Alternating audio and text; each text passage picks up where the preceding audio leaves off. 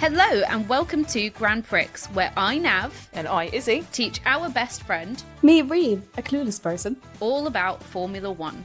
Now, I know in the outro for the last episode I said we'll be back next week with the Australian Grand Prix. Well, I lied.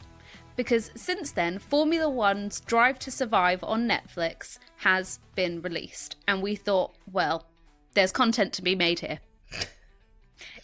You've got a little introduction as to what it is we're going to be talking about, so I'm going to throw it to you. Hello. Drive to Survive Series 7 has landed on our screens this week, and we're here to delve into everything covered in the 10 episodes and more. Drive to Survive is a docu-series created by Netflix that follows a season of Formula One and gives a behind-the-scenes look at rivalries, tensions, and emotions that drive the people at the heart of the sport. It's had an undeniable impact on Formula One, bringing a fresh perspective that has widened the fan base to places like the US and allowed for a new, younger and more engaged audience to come to the sport. But the series has been criticised by hardcore and long-term fans of the sport for exaggerating rivalries and creating artificial drama to enhance the entertainment value. But since its rise to massive popularity, we at the Grand Prix podcast will be discussing if the Netflix sensation is a medium that has saved Formula One from falling into irrelevance or caused a tirade of new fans set on creating divides online based on false narratives told for dramatic effect. Dun dun dun! You got one nice and early in the episode. Nice, I love that. So, shall we begin? Let's do it. Reem, this was your first year watching Drive to Survive, and I would just like to say, in our first episode, we compared Formula One to the Kardashians, and in Drive to Survive, Charles Leclerc made the exact same comparison. So, chronologically, he said it first, but publish-wise, we said it first. So, just putting that out wise. Just putting that out there. I mean, I've been hearing from both of you, but also other people, to watch Drive to Survive forever, and I just never gave it the chance. And then we put it on Friday, the day that it came out, and we just binged it. And I genuinely really enjoyed the show because you're right, it is basically the Kardashians of the Formula One world, and it's a bunch of drama, a bunch of exaggerations, and I loved every single bit of it. So go on, what were your thoughts? What were the things that stood out to you? Okay, so I have a few controversial points which we will be discussing throughout the episode. But first point, I really like the way that Netflix kind of edited it together, because as someone who has only just seen the races before, it's very confusing as a first-time watcher and someone who's not a fan. Because you get confused on who the drivers are, what the actual context is behind the scenes. I can't even keep up with which car belongs to who. So most of the time I'm kind of like staring on the screen with a very confused look and like kind of waiting for both of you to give me context. So this was nice because this got me actually excited for the new season, because now I know what the legacies are behind the drivers, what's the drama that's going on behind the scenes. Now I'm kind of looking forward to see how the rookies play out in the new season as well, and see if they actually live up to what the Netflix show kind of showed. The show showed. And but yeah, I think it's a great way to bring in new fans, because I feel like just with any sport, not knowing the context, it's really hard to get into a new sport, but this kind of builds up the excitement for it. So I really loved it. It's a brilliant point. For new fans, Drive to Survive is a brilliant introduction into the sport. The reason that Drive to Survive came to be what it is today is that Liberty Media decided to acquire Formula One for around, I think it was $8 million, including the debts that it had. And they were absolutely hell-bent on getting more fans to the sport and a different type of fan to the sport. It's typically been a male-dominated sport with a male-dominated fandom. Now, the former managing director of commercial operations, Sean Bratchett, Sean is the reason that you've enjoyed that show, because Sean... Thank you, Sean. We all say thank you, Sean. Thank you, Sean. He wanted to have a behind-the-scenes look at one of the teams and kind of go across a season with one team.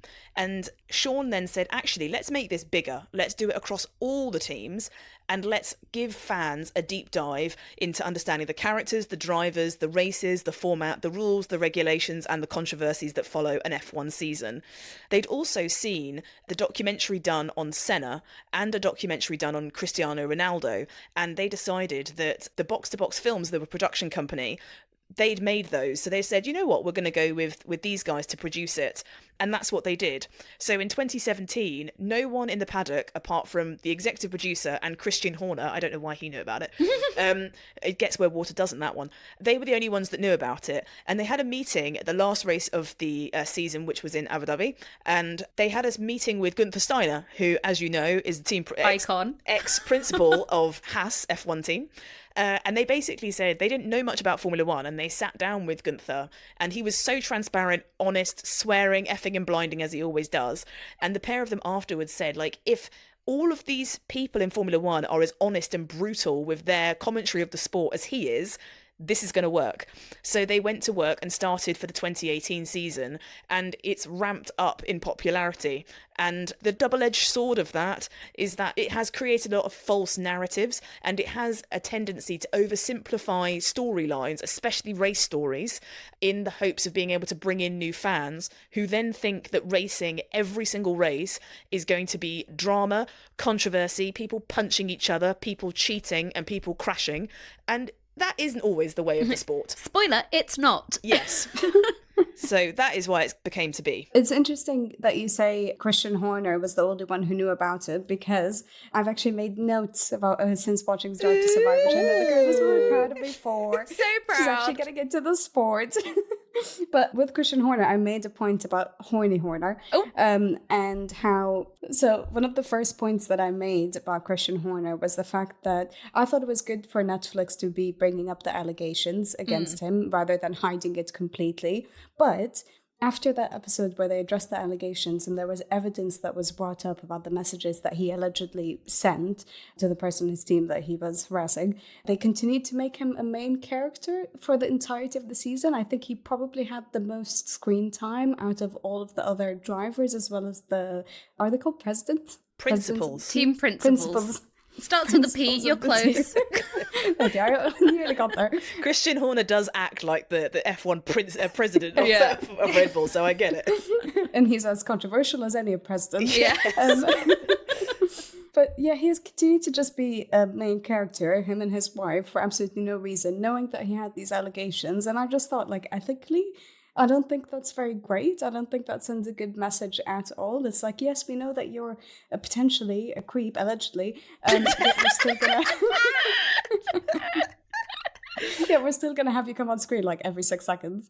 Yeah, so for those that haven't seen Formula One or don't follow the sport closely, at the start of Red Bull's 2024 campaign for their new season, coming off the back of one of their most dominant seasons in 2023, there was allegations of inappropriate and coercive behaviour made against the F1 team principal, Christian Horner, which hugely hampered their efforts to start their season on a high after an era of dominance, and it swirled around as a media storm. And for Drive to Survive, the first episode is talking about Lewis's move to Ferrari, and then quickly overshadowed straight over to the massive news that was Christian Horner in Bahrain doing testing and practice sessions with his team, and suddenly had been dropped into a vat of drama and controversy. I do agree. I think in the way that Drive to Survive does show characters, they're not people, they are characters and caricatures of themselves. Christian Horner this season was in a villain arc of his own. Yeah. And it was a very strange thing to watch in points. He is a very charismatic character. I don't agree with a lot of the ways that he manages his team. However... And if the alleged behaviour is true, we also don't agree with that. Yeah. No. We don't condone that sort of behaviour anyway. It's not what we stand for. But I think that this season, he was seen as a real villain in the series. He was seen as this shamed F1 team principal who, I mean, the first episode was non-stop. Business as usual was the main thing he kept saying, which was ironic because they showed the Red Bull car reveal, but they didn't even show the drivers being present there. All it was a tirade of media that he was having to face with very uncomfortable questions. But I mean, he himself also recognizes that he was shown as a villain in the past seasons, because he said that in one of the episodes. But I mean, from an ethical point of view, being shown as a villain when it's just coming down to competition and the tone that you set for your team is one thing, but then continuing to show him as a villain when it's allegations that have to do with sexual harassment, I think is a completely different thing. And I don't think Netflix went the right way by continuing to give him so much screen time. I think he should have not been given as much. I think it's more than making him out to be a villain, I think in a lot of areas they kind of made him out like a bitch. Like bitch made. Well, I mean, they had the press conference during the Bahrain Grand Prix and pre-season testing and stuff like that, where they had the other team principals in the room, and obviously the question fell to Zach Brown, the CEO of McLaren, and he was asked, you know, how do you think things should be going on with this situation? And he said, well, I just hope that Red Bull's investigation is done fairly and transparently. And then afterwards it shows Horner going to the Red Bull garage area and he's saying Zach is a prick. And he also says, oh, this is how you find out who your friends are, and comments like that. And it's, I think one thing that you need to take with a pinch of salt with Drive to Survive is sometimes they will take quotes that are from other time, you know, that for all we know, Horner could have said that 5 months later in response to something else, but Drive to Survive does have a habit of taking things out of context and putting them into context that sort of helps with their storyline that they're creating. And there were some other comments that Horner made throughout the series. You know, he said stuff about George Russell and Lando Norris, and it's all kind of painting him out to be a villain, but in like a very bitchy way. Like he's just nasty about other drivers and stuff like that, but it's all to create that narrative. And you're right, he acknowledged it himself in past seasons. You have made me out to be a villain. And I think the narrative they were trying to go with this season was Horner's a villain and McLaren are the innocent underdogs that everyone wants to win. It's stuff like that which then creates a lot of like social media tension with fans, because you then get people who are, you know, diehard Red Bull fans, and rightly so. They have had very, very successful seasons in the past, and then you've got new people who only know the sport through Drive to Survive that then come about and be like, how can you support Horner and how can you support Red Bull? This is what they do. And it's just like, well, you know, Red Bull Racing isn't just this season of Drive to Survive, and it's not just, you know, the last 7 seasons. They have had great times as well, and yes, they're in murky waters at the moment and were in murky waters last year with that situation, but that doesn't need to basically be the underpinning of their entire legacy. They've had a lot of success, and their championships and their titles and stuff like that have been well founded. We pointed it out while we were watching the show. Well, you both pointed it out, but there is a scene where Lando Norris won one of his first races, or I think it was the first race that he won, and you see all of the other drivers kind of congratulating him and saying good job, and then they cut to Max and they basically cut him saying well done to Norris for winning. And you guys pointed out that when you were watching the actual race, the live race, you heard him say that, but from Netflix they purposely cut that out to fit the narrative. Yes, I think Netflix were hell-bent on creating the narrative and a story arc that Lando Norris and Max Verstappen have karted and raced in many different formulas and have now joined Formula One and are battling it out for a championship, and that their friendship was put to the absolute test and boiled over to a point where they weren't friends anymore, and that all they cared about was success. Which, yes, they're both highly competitive, but they are still very good friends. They travel all around the world together. They share private planes together to go to races, which was documented in one of the episodes where they focus on the Singapore Grand Prix. So yes, their working relationship was taut, but Max is not that disingenuous as a character. He was very happy for Lando, as Lando has been very happy for him with his success, and we even saw a very nice moment after Brazil where Lando went over to Max and he's congratulated him on his 4th consecutive driver's title, and Max said, you know, I've told you many times it's going to be your turn one day and it will happen. So I understand for new fans they'll be think there's a divide that goes down the middle. Oh, you're Lando fans or you're Max fans, and yes, everyone's going to have their favourite drivers, everyone's going to have their favourite champion and their favourite team, but ultimately you should just be enjoying the fact that there's 20 talented drivers on the grid, 10 teams, God knows how many races across God knows how many continents that you can enjoy, and instead I think that Netflix can sometimes create a polarizing fan divide that doesn't need to be there.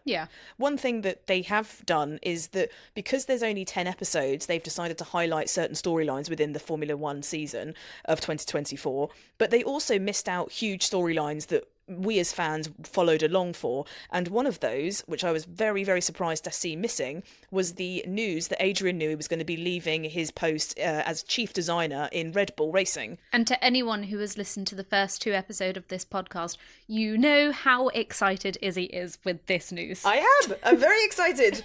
So imagine my dismay when I turn on Netflix and there's no bloody... It's my dismay when there's no bloody Drive to Survive talking about Adrian Newey. I mean, this is an F1 designer, and the news of him leaving Red Bull was similar to the volume and the shock of when Lewis moved to Ferrari. Yeah. It was huge. It was tabloid global news. And the backstory that I think that they missed, and the narrative that they missed... Well, they missed all of it. No, hush now. Let me simmer. Oh, sorry, you're in your zone. I am in the zone. The reason that I thought it was a missed opportunity for Netflix to continue the storyline of Horny... No, I can't call him that. Sorry. No. Sorry. You started it. Don't back out. I was in the zone and I just found myself saying the word horny and I didn't like it. In light of Horner's allegations that came through at the start of 2024, it actually was... So you've said Horner underneath there, and now you threw me off again. Did you say horny? Yeah. Yeah. Okay. Stop mixing business and pleasure. Okay, right, girls, we're getting sidetracked here. Okay, we're all getting a bit overexcitable. The reason that I thought that it was a missed opportunity for Netflix to bring up Adrian Newey leaving Red Bull was that it ties in to the inner turmoil the team faced in light of Horner's allegations. So in Miami, we were shown that Lando won his first race in Formula One, and it touched on Lando questioning his own abilities and then being able to have this wonderful win with McLaren. Well, in the background of all of that, Miami was actually the centre stage for Adrian Newey announcing that he was leaving Red Bull. Now, I'm gonna deep dive for you to give you some context because it's actually rather interesting. So, in 2023, Red Bull signed Adrian Newey for another year with the team as designer, but it's well known that he had to be persuaded to do so because he already had it in his head that he was looking to leave the team. There was a falling out that happened between Adrian Newey and team principal Christian Horner, and that was as a result of lots of different things. One argument is that it was down to the direction that Christian Horner was wanting to take with the team that Adrian didn't agree with. It was also that he had appointed a man called Peter that was going to be heading up the design office, which pushed Adrian Newey slightly out of frame, which I don't think Adrian would have appreciated. And on top of that, there was a friction between the majority Thai ownership of the team and the 49% Austrian owners, run by Mark Mateschitz, who was the son of Dietrich Mateschitz, who sadly passed away a few years ago. But it created an unhappy working environment for Adrian. And some thought that when he announced his time and he was going to leave, it was the allegations of Horner that pushed him over the edge. Horny Horner. Hated it. So it again showed that Red Bull were in turmoil in that team. They'd gone from winning basically all their races bar one in 2023, arrived ready to show the world what they had for 2024, and instead they had allegations, very negative allegations, which puts the whole team under scrutiny, even if they're nothing to do with it. Guilty by association. Exactly, guilty by association. And then very soon after that, their chief designer of Adrian Newey is then leaving. And he wasn't leaving to another team. He was saying that in light of stuff going on, I'm very lucky and privileged. I don't need to have to work. I'm not doing it for the money. I've got my money and I've got all this, but I think it's time for me to, sit aside for a bit. So I was surprised that they didn't pick up on that. But again, I wonder if it's because newer fans to the sport may not have resonated with that storyline or may not have been able to have connected with Adrian Newey, a chief designer in his 60s. But it's a big enough storyline because it will play into future storylines of Aston Martin for next year. Yes, exactly. And Aston Martin weren't featured at all. I was watching it and I think the only mention they had was Stroll crashed and Fernando crashed, and that's all they mentioned. But as everybody knows, all our millions of fans, that was me across the globe, have all heard how excited I am for Aston Martin, but it wasn't featured. Is it a missed opportunity or did they purposely cut it out? Because yes, they show Christian Horner as the villain for all the past seasons and for this one. But at the same time, you said Christian Horner was one of the first people to know that Netflix was even doing this show. Clearly, he has a lot more screen time than any of the other team team principles. I was going to say president again. Team principles. Love that you're correcting yourself, though. Well done, you. Thank you. And maybe the storyline about Adrian Newey would have been even more of a negative image on Christian Horner and the Red Bull team. So even though they're getting, that villain arc, they're still getting attention, but this might have been worse for them, so they purposely cut it out. Do you think there's something there? Yes, but I mean, the point of the Netflix show is that it's meant to be a reality-based docuseries. I mean, admittedly, and I'm sure we'll touch on this, they do edit things to manipulate footage and outcomes and scenarios, but it's meant to be watching a season of Formula One and talking about all the main talking points that and people... that definitely was It was a main talking point. I mean, without me boring you too much about Adrian Newey, I am very aware I sound like a fangirl, but he is one of the most successful and renowned designers in the sport. So it felt odd that he wasn't mentioned or accredited with... This is the guy behind the magic you're seeing, and this guy is leaving. I mean, I get that people might not understand the sport, but they're not stupid. They understand that there's people working in behind the scenes. Someone has to make the car. Exactly, like someone makes the car, and he's in every single shot, but they just focus on Christian Horner, but he's right sitting next to him. So I would have liked to have seen that, because, as we say, it's a seismic moment for the sport and for Red Bull at the team. And it will play into future storylines for sure when Aston Martin most likely ascend to victory. Ascend to the top. Now, we have briefly touched on Miami and Lando winning his first race. I want to go into that a little bit deeper. Okay. So he had previously been called Lando No Wins, and now he can be Lando No Wins No More because he has won. That sounds like he no win no more. Like it sounds like he's never going to win anymore. Yeah, he's not winning no more. Not really. The race is starting soon, so prove me wrong, Lando. All right. One thing that I really, really, really liked about this season was how personal and how emotional a lot of the drivers got, and like how you got a better understanding of like their mental space during an F1 weekend and stuff like that. I think something that I really enjoyed watching was kind of seeing how he was stressed about the fact that he hadn't won a race, and how that in turn was playing into the fact that he hadn't won a race because, he would kind of just keep fumbling it at the last minute. About the Miami Grand Prix, I think some important context to give is that the way that the episode was structured and edited kind of made it look as though Lando kept messing up all of the races beforehand. That's not the case. McLaren didn't come into last season with a very strong car. They came in with a strong car, but not a race-winning car.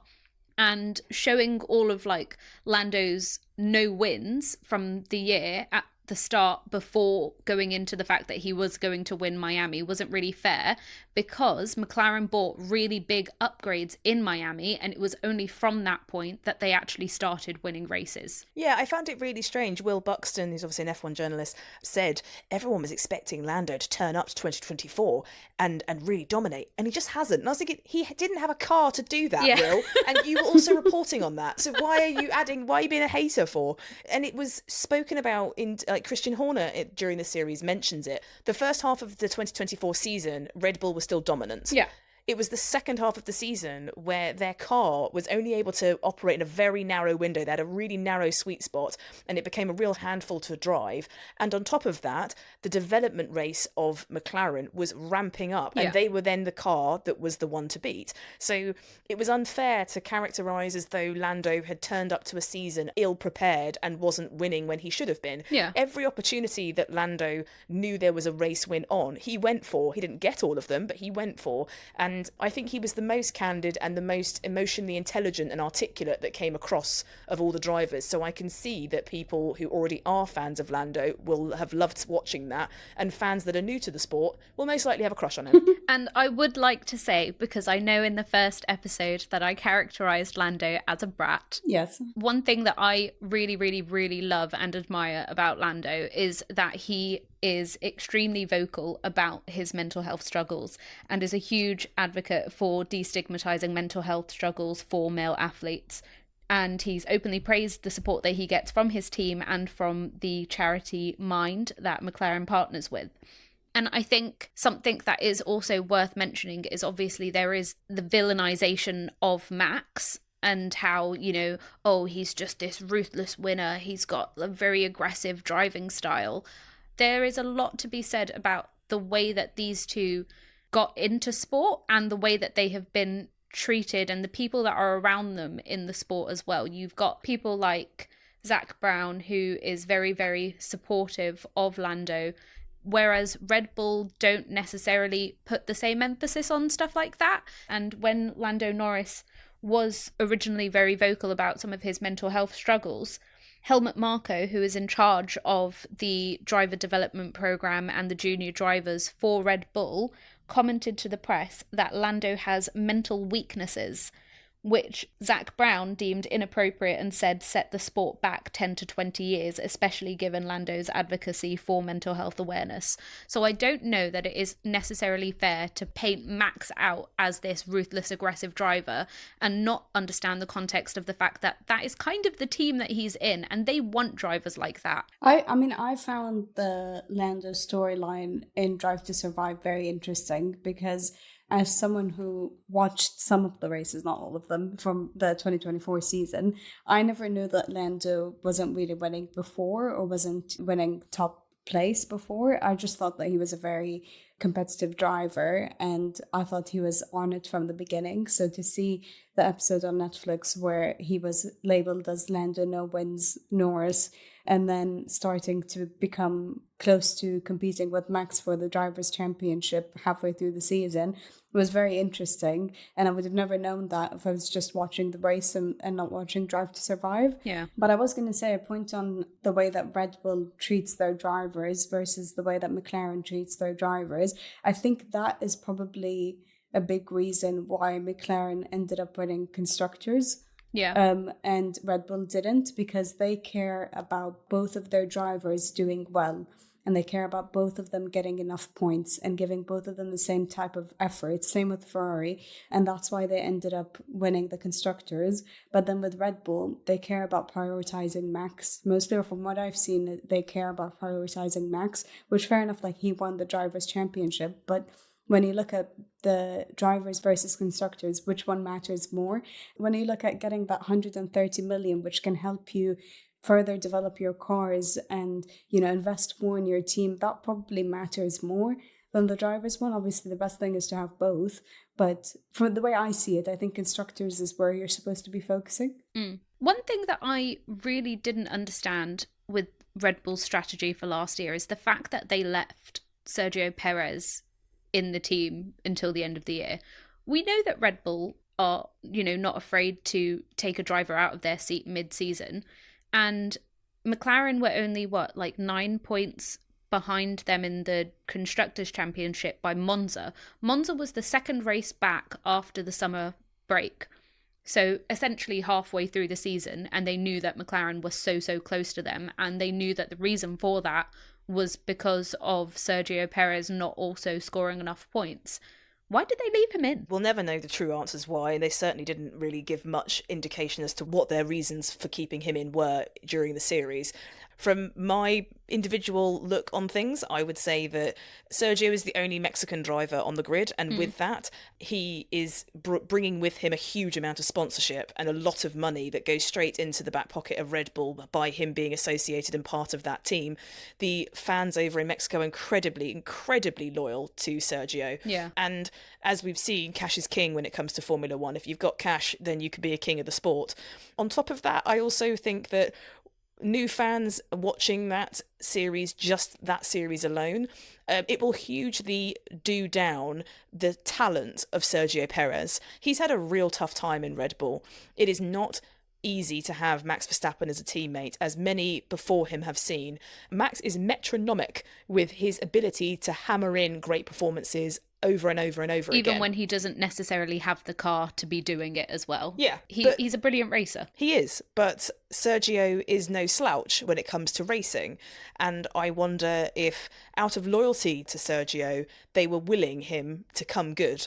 The reason I say that is that Sergio Perez, in his own way, was the perfect teammate for Max. He was competitive enough that he was able to get podiums and race wins. He wasn't overly competitive and overly ambitious in being able to slight Max for championships. And ultimately, he was very happy to continue to drive for the team, even though there was no expectation for the team to hand him any championships.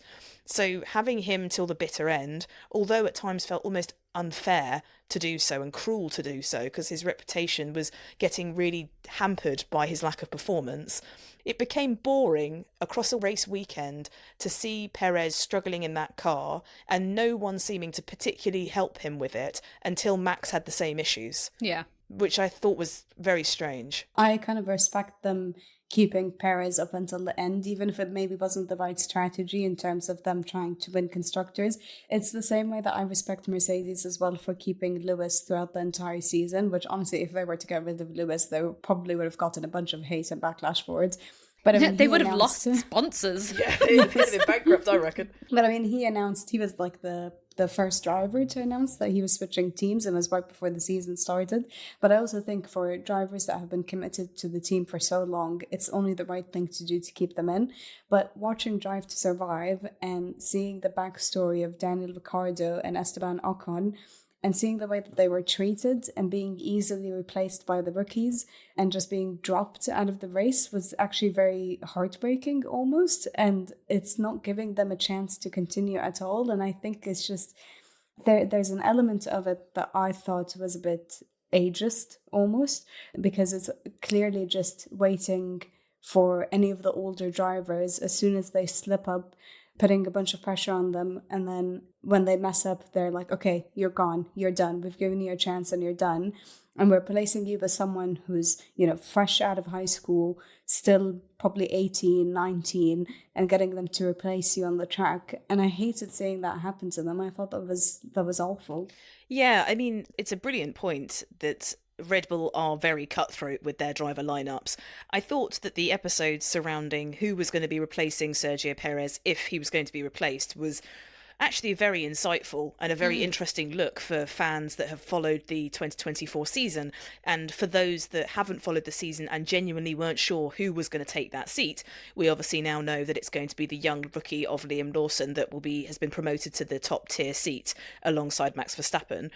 The interesting takeaway for me was that it was Daniel Ricciardo that was the main frontrunner for that seat, whereas when we were watching the season, there was a lot more talk about Yuki Tsunoda, who is also in the V-carb seat, would be a main contender for that. Yeah. The reason I say that is that Yuki Tsunoda has come up the driver program. He has been on the radar of Red Bull for many years. He's in that seat. He's taken more of a lead driver title in that team, has seen other drivers and rookies come into the seat alongside him, and he's been able to outperform them. And he also was outperforming Daniel Ricciardo. So I found it very interesting that they also didn't mention that the way that they randomly decided to drop Daniel Ricciardo gave him no send-off. He didn't have, he's been in the sport many, many, many years. And I felt that it was a driver desperately trying to fight back for his future. But for Yuki, where does he go now? He's got a future in that team similar that Pierre Gasly had. Pierre Gasly was in the sister team, promoted up to the big Red Bull seat. It then didn't work out. He was underperforming as per Red Bull's own measures. They swapped him out for Alex Albon mid-season, and suddenly Gasly was left back in the sister team, not really sure if he was ever going to be given the chance to step up again.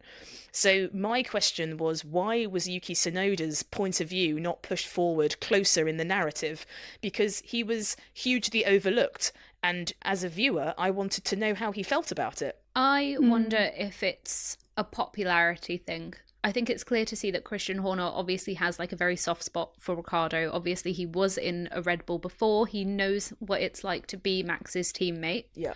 But part of the reason why he left Red Bull in the first place and moved to Renault when he did was because he was sick of being put second to Max and wanted a chance to be the leader of a team himself, especially given the fact that he was in Red Bull before Max was. And, that's his backstory as to how he ended up in Red Bull, how he left Red Bull, and then essentially came back because he didn't have a seat. But I think as well, Daniel Ricciardo is a very likable character. He's very popular. He has lots of fans. He has been made even more popular because of his presence on Drive to Survive, sort of like Gunther Steiner. Whereas I don't think Yuki Tsunoda has the same reach. So I wonder if maybe it's a popularity thing. Potentially, but I also think that the whole point of Drive to Survive is to tap into a more relatable side to all of these drivers. You know, F1 drivers are not relatable. They are simply not relatable characters in society. What are you talking about? Just like Charles Leclerc, I have a grand piano in my front room in my tax haven apartment. I think that the whole premise around Drive to Survive, making them more relatable, is actually quite a funny concept, because you have these normally and stereotypically very rich children that go into karting. Their parents are funding all of it whilst driving supercars. They then make it all the way to the top, and as soon as they get themselves into an F1 seat and they're flying around in private jets, getting soaked in champagne, they then move to Monaco in a complete tax haven, overlooking these beautiful yachts, go out with supermodels, get paid an absolute whack, wear designer clothes, and suddenly Drive to Survive is able to normalise them, where people like me are like, God, Lando's so relatable. No, he's not. He's not relatable at all. But that's the point and the beauty of it. They even had like a whole episode of them being given phones from Netflix so they could film their day-to-day. But I mean, even that wasn't relatable. That was like their slight effort of trying to make them relatable, and they just weren't at all, because they were staying in these like 5-star hotels, and we're like, yeah, we're not doing that. Yeah, I think that's the point though, isn't it? Netflix have been able to make the unrelatable relatable, and so I guess the missing link for me was, if we're going to have a transparent and honest look, because they had lots of moments of Daniel Ricciardo being very open and very transparent, and I really applauded for how open he was about the whole situation, which must have been very taxing on his mental health and everything else. But I wanted to hear from Yuki, because actually I felt that Yuki was more wronged in that situation than Daniel. Yeah. Daniel's been racing many, many years, and Yuki is putting all of his desires to be a world champion in the trust of this, Red Bull car, and the hopes is that you go to the sister team and you move up to the main team. There was a seat available, and suddenly this guy, Liam Lawson, that's been in the frame for 3 seconds, is suddenly, more impressive and exciting to Red Bull than Yuki. Can I say something controversial? Always. I don't like Liam Lawson. Okay. That was controversial. We have very differing opinions on this, so I can't wait to hear. Okay, Go on. I'll mediate. Reem, please give your arguments for why you don't like Liam Lawson. Okay, so what I've written in my notes is Liam Lawson is the real brat of F1. He's taken Lando Norris's place. I think he has a very arrogant energy, and I think he was just kind of expecting the seat to be handed over to him. And I mean, he was kind of complaining, saying, I've been waiting for so long to drive in a car. It's been so long since I've driven in one. I should be in the track right now. And it's like, you don't even have a seat yet. Why are you talking? Talking? And then him flipping off Sergio Perez, a driver that's very respected in F1, someone who he was going to be replacing, or at that point, he might have been replacing. I thought that was extremely disrespectful as someone who's newly entered the race. I mean, you saw my reaction in the driver's deep dive when you mentioned that. I was a bit like, no, you shouldn't be aggressive. That's not the team spirit. And then all he got was that is exactly Red Bull's team spirit. Yeah, and all he got was like a slap on the hand from Christian Horner for it, and didn't really get told off at all. And he's already bringing this energy, and he's barely even started. And I think he's just going to become a meaner, more aggressive version of Max in a year's time, and I'm not really for it. Okay. I think they're all very, very strong points, and I think there's probably many people that are watching Drive to Survive that probably share that, but there's going to be lots of people that disagree with you. So Nav, please take it away. What are your points for Liam Lawson? I kind of thought he was iconic. Iconic? I like someone who knows exactly what they want and is not afraid to go out and get it. He needed a job, basically, and he wasn't afraid to screw someone over in order to get that job. Are you saying that if you went to a job interview and you were sat outside with the person who was also interviewing for the job, one of you is going to have it, you're not going to try your hardest to be the one that gets it? If you're not going to flip them off. Yeah, exactly. I would. All right, well, you wouldn't get the job I'm going then. in the room. I'd say, right, well, maybe they can cover your train fare because you're not going to get this job to be able to afford it. Bye. I don't think your point is painting you in a very nice Oh, light. okay. Well, let me get back on track. I was trying to channel my Liam Lawson, but I see that's not working with our unbiased mediator here. Sorry, I'm the FIA mediator. Definitely unbiased then. Yeah, I thought he knew what he wanted. He wanted a job, he wanted a seat, and he went out and got it. And I think it can't be understated enough. Red Bull like aggressive drivers who go out on track, leave nothing behind. They put everything into a race, and that's exactly what he did. He did it in the test as well, where they made Max do a lap and compared it with Liam.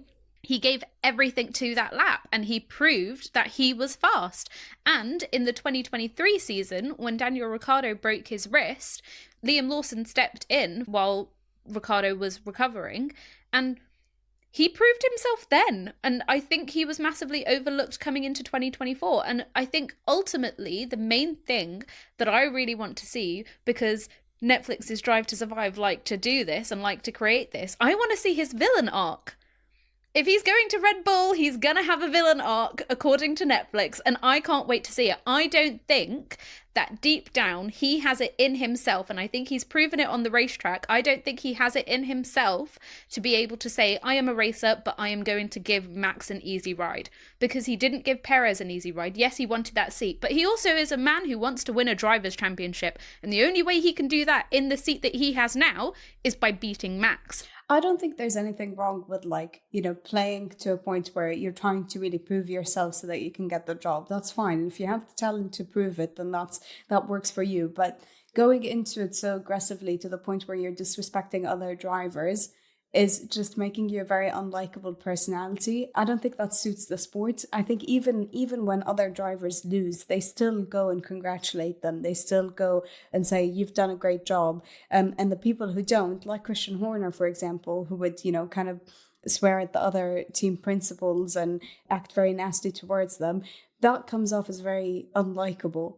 And you're not really rooting for those people. So I don't think, like, yes, okay, Liam Lawson might be very talented, but he's not going to be a very likable person in F1. It's the same way where with Max. Like, Max is a very likable person. But to a big group of people, he's not. Okay, but the same way that Lewis is very likable, but to a big group of people, he's not. It's a polarizing sport. But people respect Lewis. A lot of people don't. Lewis loses with grace. Lewis doesn't show that he's bothered, you know. But a lot of people on social media call him Cry Hamilton because they say that he's always complaining, always moaning. So all of these drivers ultimately have people that like them, people that don't. And I think people will like the fire that Liam Lawson has shown. I don't know. Well, I'm definitely not one of them. That's what? That hasn't come across. I think my take on Liam Lawson is that he is a fiercely competitive driver and he has a lot to prove going into 2025.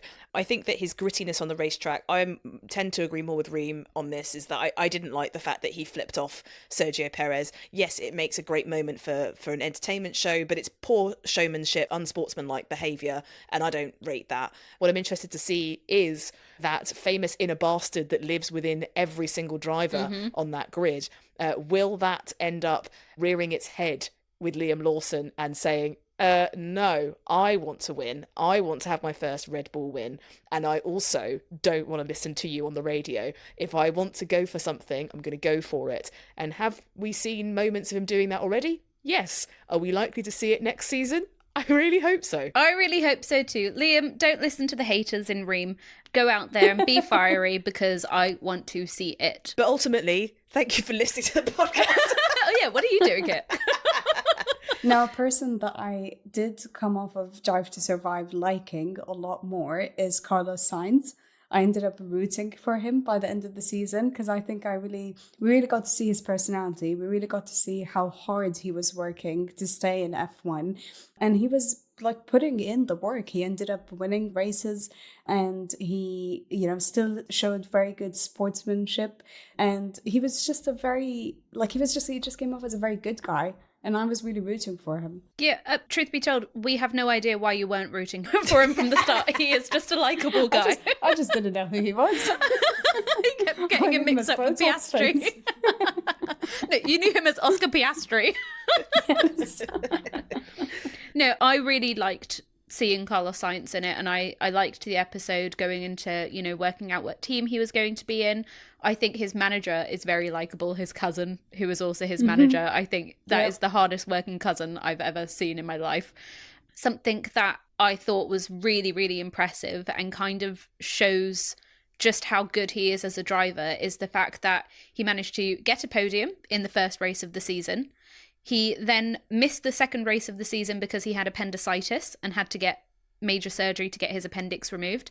And then 2 weeks later was back in a car when everyone else was saying to him, are you sure you're okay? Are you sure you're okay? And he was like, I have a point to prove. I need a job next year. I need to get in that car because F1 is a short-term memory sport. And if they can't see the last race that I did and think, oh, he's spectacular, we want him, then I'm not going to get a seat. So he got back in the car, even though he said it was hurting to cough and sneeze because he was getting too much abdominal pain. And he won that race. I think it's insane. Like, the mental strength that he had to be able to do that is brilliant. It's very impressive. And the comparison between him and Daniel Ricciardo in the show is that with Ricciardo, he kind of seemed defeated from the second that he was on that seat. And you could see it from his face and the way that he talked. And even when he ended up getting replaced, he was kind of just like accepting of it. He's like, he expected for that to happen. But Carlos Sainz had a fight in him. Yeah. You could see it from that first episode. Like, he would not stop. And he didn't. And he ended up getting a seat at Williams. And I think anyone who was watching the show just felt very proud of him and ended up rooting for him. And I think as well, what I quite like is obviously he wasn't really in contention for the Red Bull seat. He wasn't really in contention for the Mercedes seat. I know during Drive to Survive, they kind of made out to look like he was, but realistically he wasn't, and we can give more context on that. But what I really liked as well is that in the end, he was given the choice between Williams, Alpine, and Kick Sauber, and they each dodged the bullet. Don't know what you're talking about. That green beauty. Damn. Carlos Sainz and Nickelodeon Green.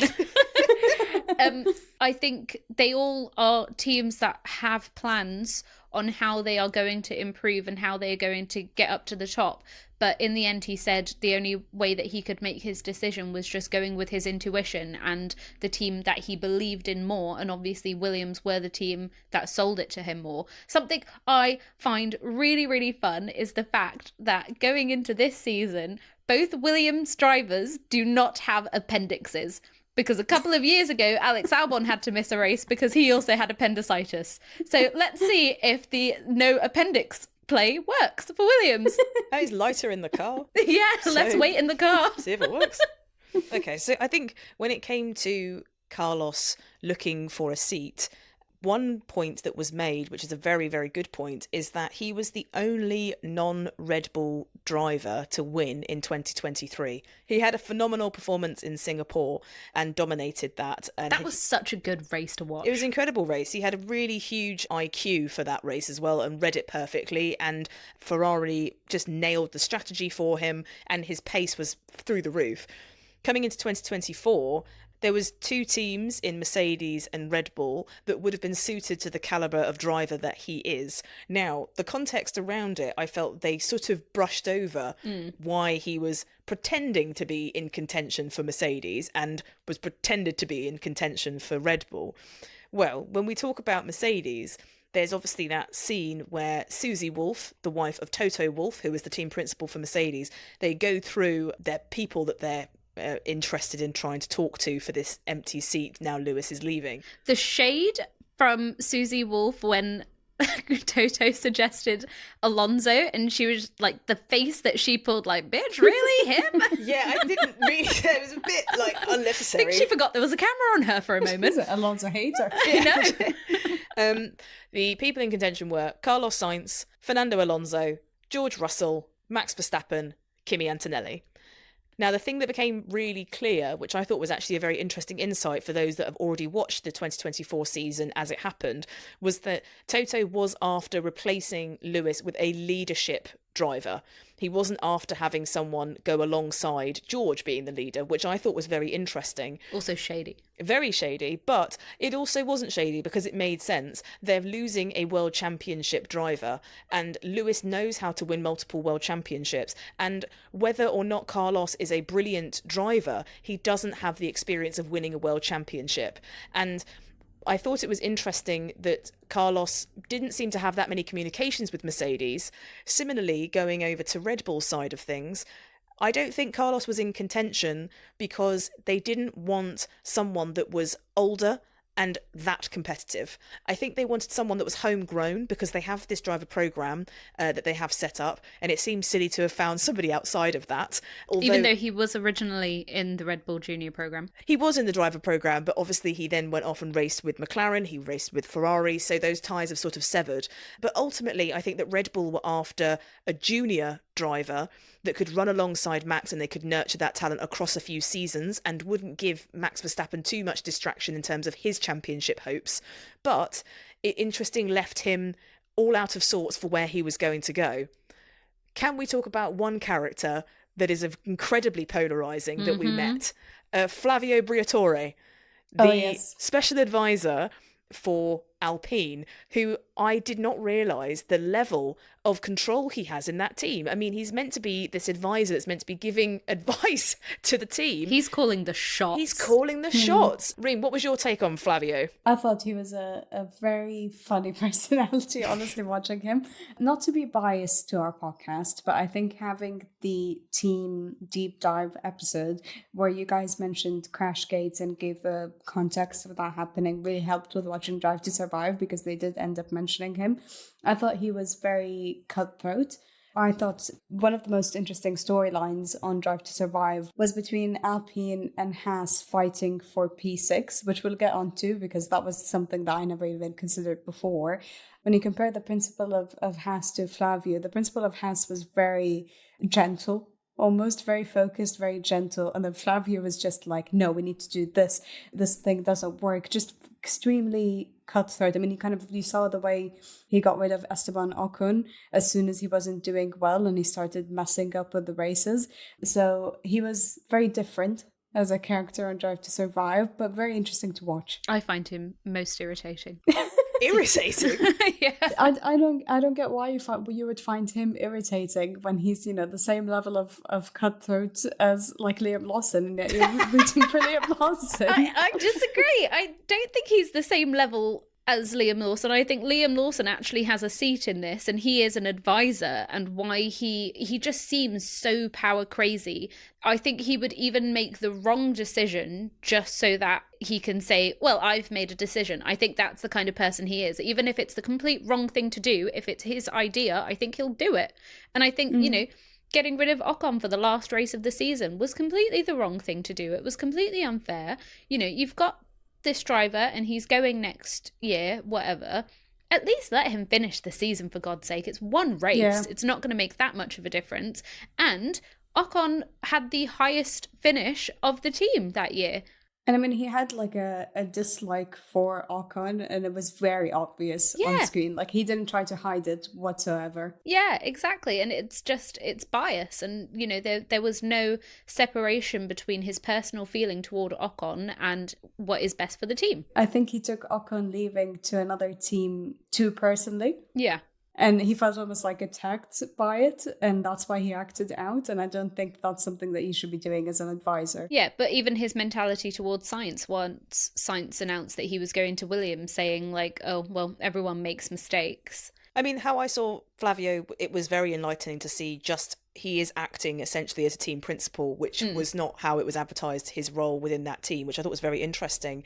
He is a very controversial character within the sport, his history, done a lot of things right for the sport in terms of bringing great success and titles and excitement. However, he has been known to manipulate races and got found out for doing so. He was cleared.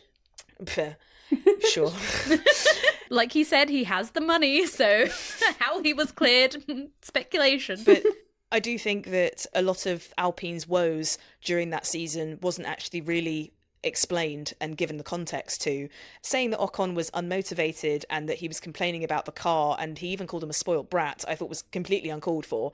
Alpine came into that season dead last. They have two really great racers.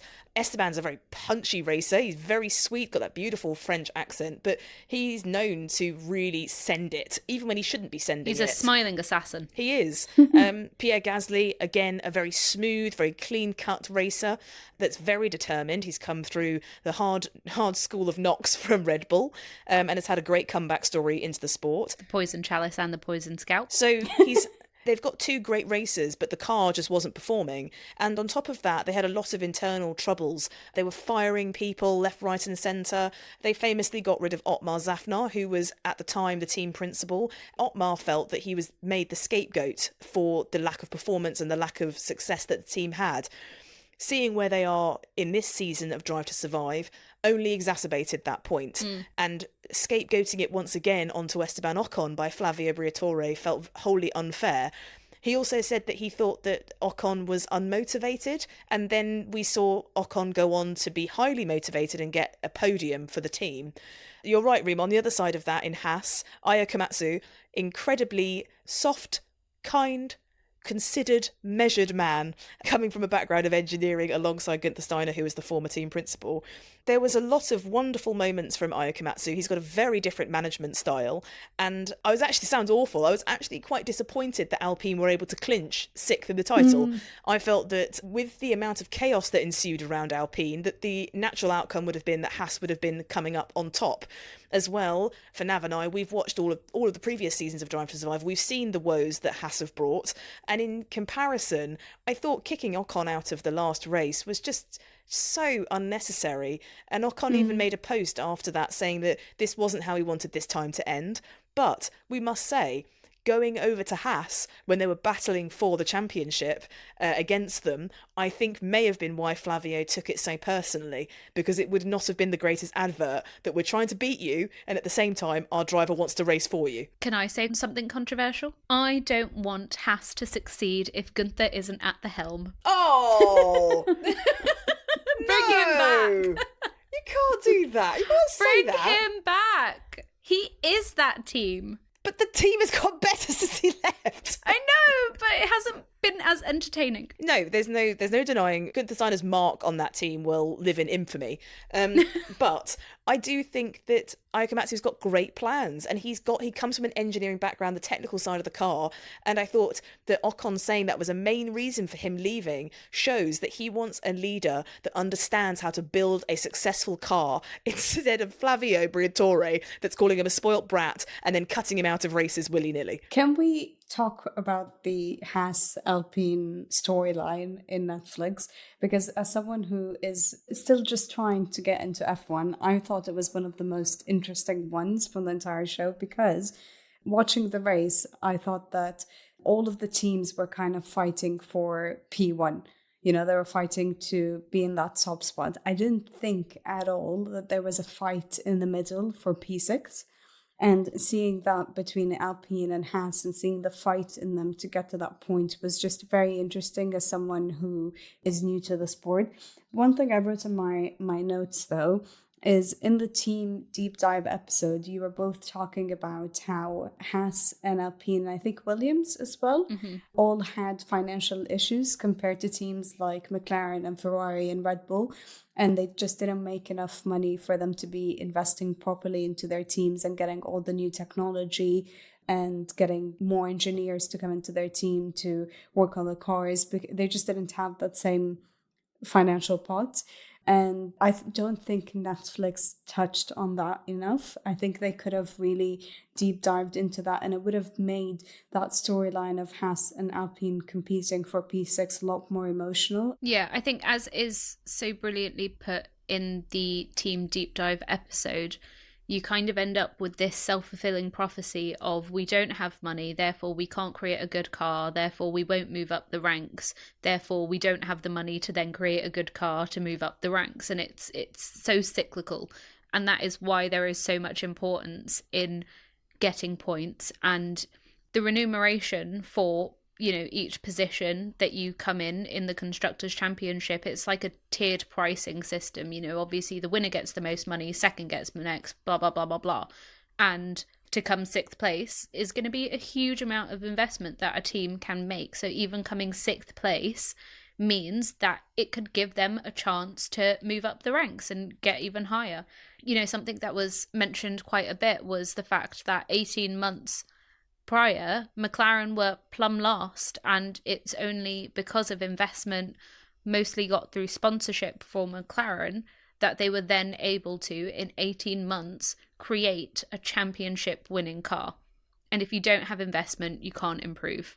And that's why it is so important to score points. And even if you're the best of the rest, it's a big deal. And you know what? I was rooting for Haas. And I think it comes down to the team principle. Because but that's because you haven't watched Gunther! But I think with Haas, Ayu Komatsu had a lot of heart. And you could really see it. So Like, he was did really Gunther. trying to improve. But Gunther is no longer there. I know! And it breaks my heart! How can I root for Gunther when I don't know who Gunther is now? I don't have the same level of emotional commitment. I agree. I think that for the lower teams within this season of Drive to Survive, I think that their own issues and troubles throughout that season were flattened to fit certain narratives. So the narrative that they wanted for Alpine was Ocon and Flavio, and that was, the boxing match that continued throughout the season. However, I think for earlier seasons of Drive to Survive, they have touched on Haas's money problems. There's been countless scenes of Gene Haas, the owner of the team, talking and having phone calls with Gunther and telling him, no, you can't have more budget, but I want more performance. And Gunther saying a million different swear words after he's hung up the phone call. Similarly, with Williams, we've seen captured in 4K the Paddy Lowe fiasco that we touched in our deep dive, where Paddy Lowe was brought in to design a brilliant car for them and instead created a lemon with wheels, which didn't get them any further up the pecking order. With wheels. That's basically what it was. Speaking of flattened storylines, was that the only one that Netflix missed out on, or were there other ones? The main one I think that they should have captured was the beef between George Russell in Mercedes and Max Verstappen in Red Bull. Absolutely. That storyline hijacked basically the last couple of races. It was huge. It was huge. It started in Qatar during the qualifying that they had, and George was doing 2 preparation laps. That means that he was going around the circuit at a set delta time. Delta time is basically a lap time that he needs to stick to in order to get his tyres in the maximum working window so that he can have the most grip to be very fast around the track. He did 2, which is very random, but Mercedes had a lot of issues with tyre warm-up, so he was doing 2. So he was trundling along at a delta time that was appropriate, and he came across Max Verstappen in the middle of the road going 20 seconds slower than Max's delta time. What this is called in F1 is impeding another driver. It's blocking another driver from being able to continue going at the speed that they were already going at, and you're blocking them from being able to get past safely. So after qualifying, it got investigated by the stewards, and Max and George go up to the stewards' room. George arrives after Max and finds, reportedly by George, that Max is sitting there already agitated and has been arguing his point to the stewards for around 5 minutes and swearing and the whole lot. Max ended up getting a 1-place grid penalty for the following race in Abu Dhabi, which was the final race of the season. And Max called George two-faced in the press, saying that he stabs people in the back. Max also said that he'd lost all respect for George, and George, in response, claimed that Max threatened him. And I'll take the quote that George said. "I don't know why you'd want to screw me like this. I'm so disappointed in you. I was going to not even race you tomorrow. I was going to let you by, but now I've got to. I'll purposely go out of my way to put your fucking head in the wall." So that is what George reportedly heard Max saying in the stewards' room. Again, not very sportsmanship-like. No. George also went on to say that if Michael Massey, who was the race director in charge of the last race of 2021 with that controversial ending, he said that Michael Massey would have feared for his life if Verstappen had lost in the same way that Lewis had in 2021. So he's basically saying if Max had been wronged like Lewis had in 2021, Max would have kicked off so bad that Michael Massey would have feared being beaten up by him. The next series of events became very tense, and in the week going up to race week in Abu Dhabi, George actually had a press briefing, which essentially was a tirade, an anti-Verstappen tirade with select media. And the interesting point on that is that there was a very distinctive long boom mic hanging over George's head the whole time that we now know was a Drive to Survive microphone. So Drive to Survive captured all of that, but they chose not to include it within the story. And we now know from Liam Lawson's account that at the driver dinner, there was one seat left next to Max Verstappen. And when George arrived, he said, "Oh, mate, saved you a seat." And George, like a petulant child, decided to drag that seat all the way down to his buddy next to Lewis and sat there instead. And that bubbled over as well into the F175 live event where Jack Whitehall, the presenter, poked fun at those two having a bit of beef, but it was nowhere to be seen in the series. And yes, it wasn't to do with racing, but it still added drama and it still created those archetypal characters within the sport. Missed opportunity. This would have been a great setup for the 2025 season, because if we end up seeing more tension between George and Max on the tracks, then that would have been great context to have. Yeah, I agree. I wonder if maybe they were waiting to see if that continued in 2025 and they can do a rollback to what happened in 2024.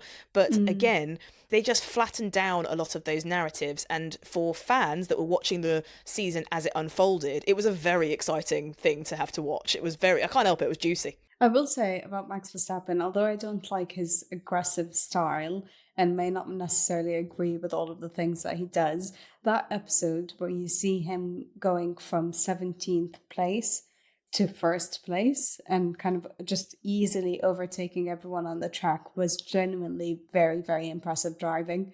Like that was very incredible to watch. Yeah, absolutely. I think it was seen as a championship winning drive. I thought it was very interesting to see Lando's take on how he saw Brazil. You know, he said he didn't sleep for 26 hours. It seemed to really hamper his mental health and it seemed to stick in his mind more so than I think any of us really realised. But Max's dominance on that day was just synonymous with greatness. It was incredible to see. And I think it also showed the determination that Max has and the standard that he drives to. I think Lando is still working to have and be a complete racer. And I think Max's experience of winning championships lends himself to being able to give those kind of performances. But as we saw on Drive to Survive, Lando Norris declared 2025 is his year.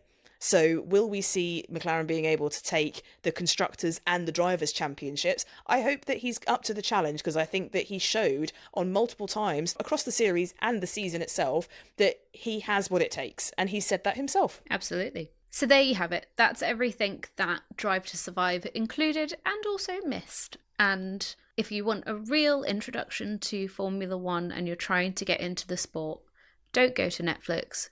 Come here to Grand Prix. We'll hold your hand and walk you through everything there is to know. If you're new here and you've just found us because you searched for Drive to Survive, then go back and listen to episode 1 and 2 of Grand Prix, because we give a very comprehensive deep dive into the drivers and the teams. Now, as I said in the outro last time, I'm just going to repeat it basically. Next episode on Monday is going to be the Australian Grand Prix. I'm so excited to get racing again. It has been too long, and watching Drive to Survive has kind of just reignited the need I have for watching cars go vroom vroom. Also for 2025, it set the stage for what should be an incredibly exciting season with lots of narratives that I'm sure will continue to misinform but entertain.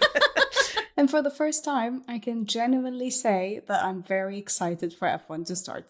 Oh my god! Our job here is done. The podcast isn't needed anymore. What? It was great having you on again.